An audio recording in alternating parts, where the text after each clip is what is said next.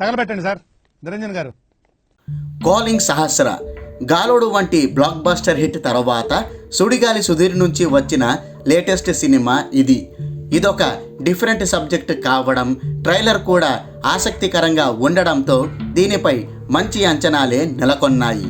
ఈసారి సుడిగాలి సుధీర్ ఒక different thrilling ఎక్స్పీరియన్స్ని ఇవ్వనున్నాడనే నమ్మకాలు ప్రేక్షకుల్లో ఏర్పడ్డాయి. మరి ఆ నమ్మకాలను ఈ సినిమా నిలబెట్టిందా?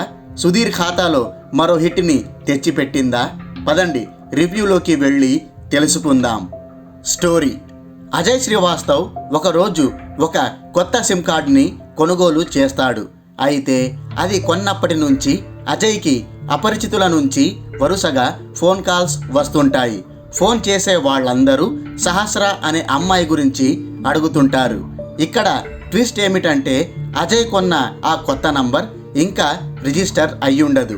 మరోవైపు ఒక గుర్తు తెలియని వ్యక్తి వరుసగా హత్యలు చేస్తుంటాడు. ఇంతకీ ఈ హంతకుడు ఎవరు? ఎందుకు హత్యలు చేస్తుంటాడు? అసలు అజయ్ నంబర్ రిజిస్టర్ కాకపోయినా అతనికి ఫోన్ కాల్స్ ఎలా వస్తుంటాయి? ఇంతకీ సహస్ర అనే అమ్మాయి ఎవరు? ఆ హంతకుడికి సహస్రకి ఏమైనా లింక్ ఉందా? ఈ చిక్కుముడలన్నీ సుధీర్ మెడకే ఎందుకు చుట్టుకుంటాయి? ఈ మిస్టరీలను అతడు ఎలా ఛేదిస్తాడు అనేదే ఈ సినిమా స్టోరీ. అనాలిసిస్: ఇది ఒక crime thriller cinema. Director Arun Vikkirala ప్రస్తుత ట్రెండ్కి తగినట్టు ఒక డిఫరెంట్ సబ్జెక్టుని ఎంపిక చేసుకొని ప్రేక్షకులను థ్రిల్ చేసేందుకు తనదైన ప్రయత్నం చేశాడు.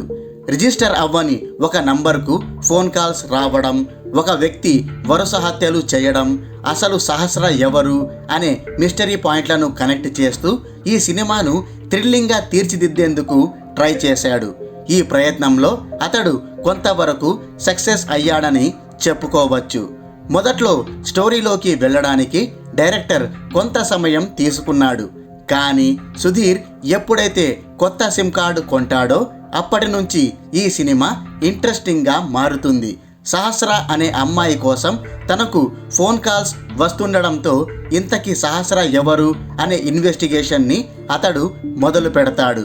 ఇక ఆ తర్వాత నెక్స్ట్ ఏం జరుగుతుంది అనే ఉత్కంఠతో ఈ సినిమా సాగుతుంది. ఫస్ట్ హాఫ్ మొత్తం మిస్టీరియస్గానే నడుస్తుంది.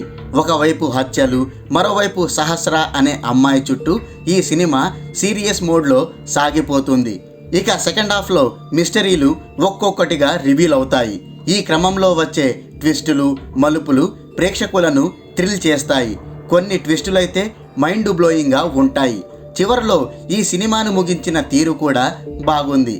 అయితే డైరెక్టర్ అరుణ్ పూర్తి స్థాయి సినిమాటిక్ ఎక్స్పీరియన్స్ని మాత్రం ఇవ్వలేకపోయాడు.